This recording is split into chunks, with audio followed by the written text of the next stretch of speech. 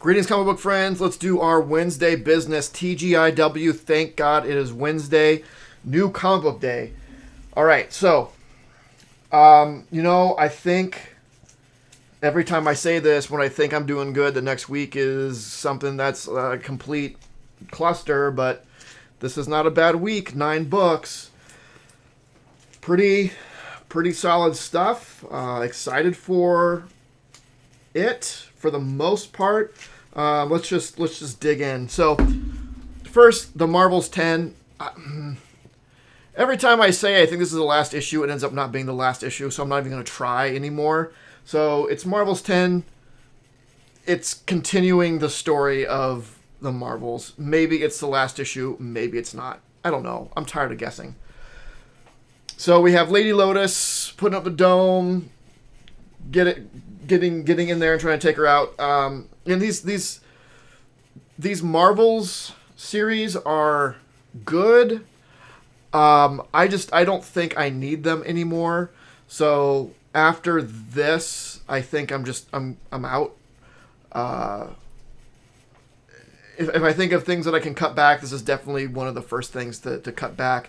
So there are sure to be more of these. Usually when one ends, another picks up pretty soon after. They're good. They're not bad by any means. It's just one of those things that I can probably do without. So once this is done, it's done. Eternals 12. So apparently this is it. It all ends here. I didn't know this was only going to be 12 issues. I was kind of hoping it was just a continuing ongoing, or maybe it was, but it only made it 12 issues. But it's been an absolutely fantastic story. Gillen has been knocking it out of the park with this. I've never cared about Eternals more. I've always liked Eternals. I've read their first volume, their second volume. I've read this. But it's been absolutely fantastic. So if this is the end, if it ends with 12 issues, I highly suggest picking it up in trade if you're not reading it already. Getting it in individual issues probably isn't that hard either if that's more your taste, but it is sort of a short enough thing that it's probably worth it. It's pretty good. Silk 5. This is a book that I didn't think I would like as much as I actually do, and to the point where, I read the first issue, and like, I actually kind of like this. I've never really read a Silk book before, so maybe I'll just try a couple more issues before I commit to it. And I picked up issues 1, 2, and 3 just off the shelf, and after that point, I'm like, you know what? I like it. After 3 issues, let's add it. So I have been enjoying this. The current story is interesting. I am as surprised as anyone else to be reading that book. Not that I have a problem with the character or anything about the character at all. It's just I've read Silk stories or been exposed to Silk through Spider-Man, and in those, Silk's okay. Like I didn't really care that much, but. And if the story's good, if the book's good, the book's good. Oh boy. Thor number 25, the second part of Banner of War. So I read Banner of War Alpha, the first part of Banner of War, and what is there to say about that? It was not overly offensive. As far as good comic books go, it did rely on like the oldest trope in the book of, man, we have 2 heroes, but we need them to fight each other. How do we do that? Well, there has to be a misunderstanding, and they have to refuse to stop and talk to each other and just beat each other up. That old chestnut happens. Thor thinks that Hulk has destroyed a town, which he has not. He goes to attack Hulk. Hulk's like, wait, I didn't do this thing. And Thor's like, yep, you did, Mjolnir. It's if they would have stopped, and like, look. And it's Banner's brain piloting the Hulk. So it's not like Hulk no understand. Like, he's speaking eloquently. But Thor is just, You know what? That's exactly what someone would say who didn't destroy a city. Yeah, I guess so. And just, no questions, no talking, let's just attack. It's the oldest comic trope in the book. It's lazy and it's tired. If that is the whole crux of Banner of War, then whatever the rest of the story is, it is built on a very, very flimsy foundation. We'll see. We'll see. Okay. Fantastic Four 43, more Reckoning War. Great story. Fantastic Four is absolutely great. Reckoning War has been super exciting. I'm ready. I'm ready for more. Fantastic Four I think has been great for a very, very long time. I think it is one of the most underrated books out there. I think Fantastic Four just as a team in general is very underrated. But Fantastic Four the book has been stellar. House of Slaughter number 6. So this is the first part of a new story, Scarlet. So I don't think this picks up from the previous arc. I think this is going to be, and I haven't read it yet or solicit, so I'm not sure, but I think it's just going to be independent stories, kind of like the way that Alien is, right? It will do an arc that is self-contained and just be a story, and then it'll move on to the next one. I think House of Slaughter is the same. It's just going to be these individual stories that take place within the world of something is killing the children. And that's fine. I like that format. It means that it's sort of one less long-term story arc I have to keep locked in my mind.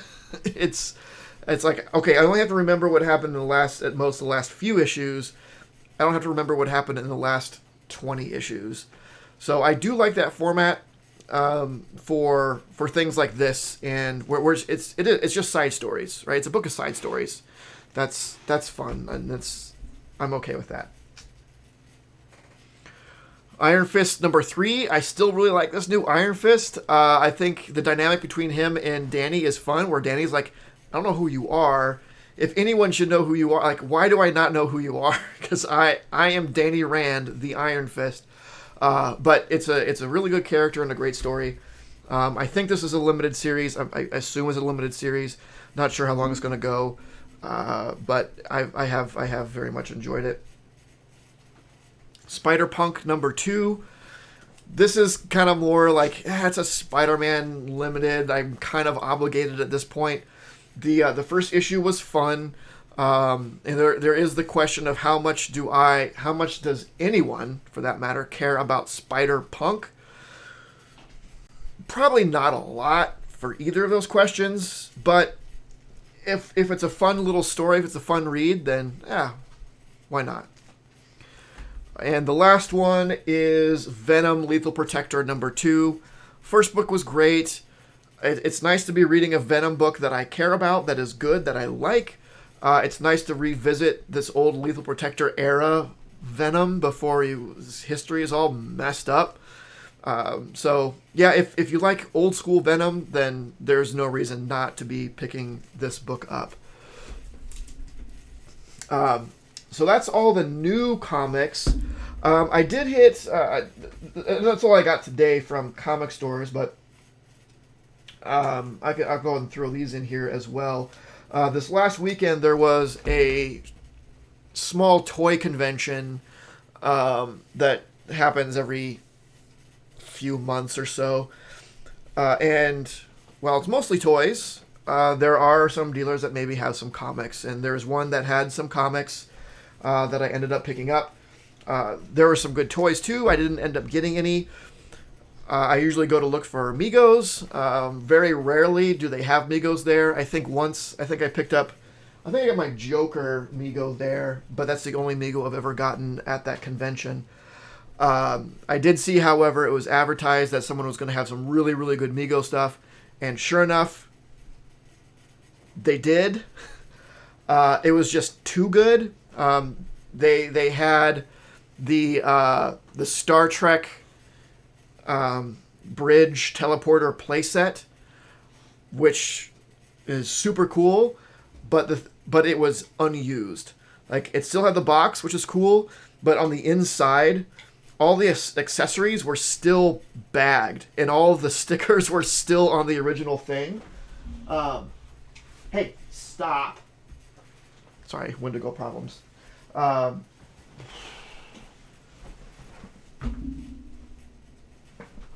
I had to pick up Fuzz before it becomes future Wendigo problems and she swallows them. But yeah, everything was like still sealed in there. And it was priced reasonably for that being the case. But with my Amigo stuff, I like to have them out and displayed. So if I were to get that, I don't know what I'd really do with it. I might just sit it on the box. But what I'd rather do is display the playset with my Star Trek figures in it. But to do that, then that means I'd be like opening the stuff, and that seemed like a waste of money. I would be paying a premium to get it brand new, and then I'd immediately make it not brand new. So it didn't seem like it was a good idea. He also had some pretty rare Migos, and they were priced appropriately.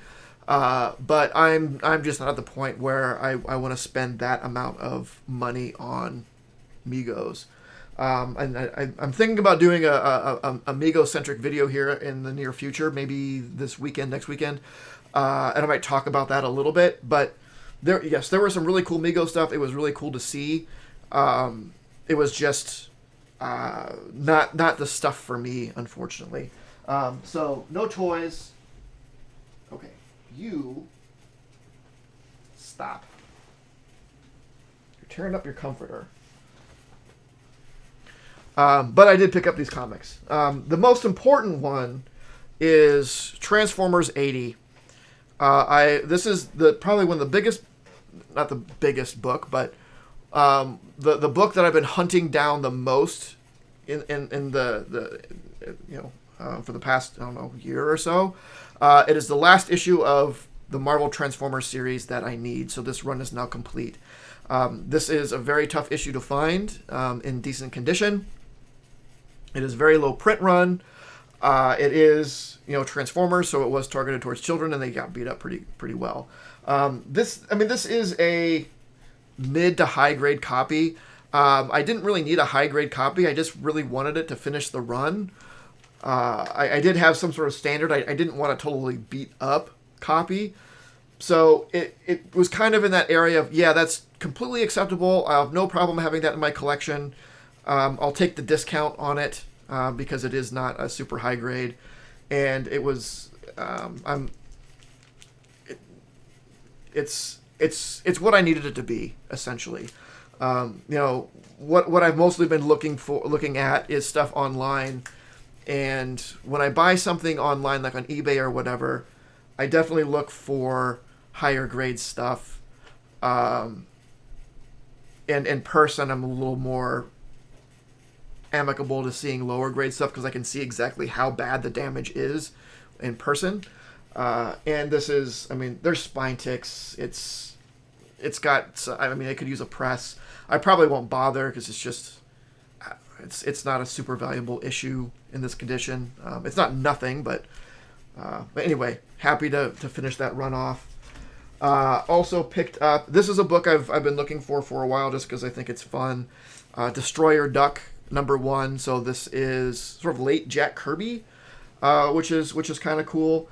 And it's Eclipse, so it's not super prevalent out there. I wouldn't mind getting the other issues as well, but I definitely needed to get that #1. And the last one they got was Giant Size Chillers #1. So this is the first appearance of Lilith. I thought this was, for the condition, it was very, very reasonably priced. It's not perfect. There's definitely some issues with it, but it's a very well presented copy. And overall, I'm pretty happy with it. This particular seller, I think he kind of had stuff priced high, and I tried to talk him down, and he didn't come down as much as I would have liked. But it came down to like all of these books. This in particular, I've been kind of looking for a while, and they're in about the condition that I'm looking for. Am I going to let them walk over $25? And like, no, let's just do it and not have to worry about it anymore.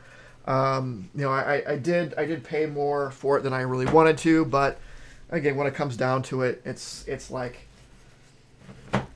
$25 is kind of worth saving myself the headache of keeping to look for them. So anyway, that's it. So I picked up those three.